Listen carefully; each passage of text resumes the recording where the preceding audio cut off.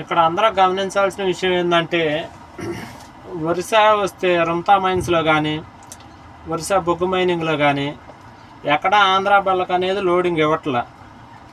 యూనియన్లు పెట్టి మా వరుస వాళ్ళకే లోడింగ్ అవ్వాలి, ఆంధ్ర బళ్ళకు లోడింగ్ ఇవ్వడానికి లేదని చెప్పేసి ఆపేసి ఉన్నారు. దయచేసి ఆంధ్ర బళ్ళ వాళ్ళందరూ గమనించాలి.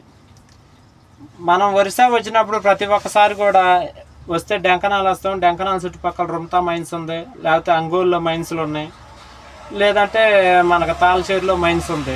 ఈ ఏరియా నుంచి మన బళ్ళు ఎక్కువగా లోడ్లు అవుతుంటాయి. దాని మూలాన ఈ వరుస వచ్చి లోడ్లు ఎత్తుకొని పోతుంటాం. కానీ ఈరోజు వరుస వాళ్ళు ఆ లోడింగ్ ఆపేశారు. ఆపేసినందువల్ల ఈ వరుస వస్తే మనకి ఏం చేయాల్సిందో అర్థం కాక లోడింగ్ లేక 10 రోజులు నుంచి ఇక్కడే పడుకున్నా కానీ ఇక్కడ ఎవరన్నా కనికరించే వాళ్ళు ఉన్నారా? ఎవరూ లేరు. మన ఆంధ్రాలోకి వస్తే వరుస బళ్ళకు కాదు, ఏ రాష్ట్రం బళ్ళు వచ్చినా ఆంధ్రాకు లోడ్లు ఎత్తి పంపిస్తున్నారు.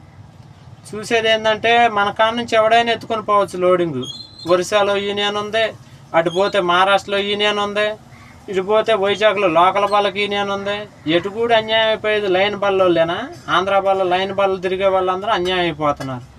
దయచేసి గమనించి మనం కూడా అందరం ఒక అడుగు ముందుకేసి లోడింగ్ వాళ్ళకు కూడా వరుస బళ్ళోళ్ళకి కానీ ఆపేసినట్టయితే మనం వరుస వచ్చినప్పుడు లోడింగ్ ఇచ్చే అవకాశాలు ఉన్నాయి. దయచేసి లారీ ఓనర్లు కానీ, యూనియన్ ప్రెసిడెంట్లు కానీ, డ్రైవర్లు కానీ అందరూ గమనించి దీన్ని కొంచెం అందరూ ఫార్వర్డ్ చేసి మన బంద్ని అనేది పిలుపునివ్వాల్సిందిగా కోరుతున్నాను. దయచేసి ఇట్లు మీ డ్రైవర్.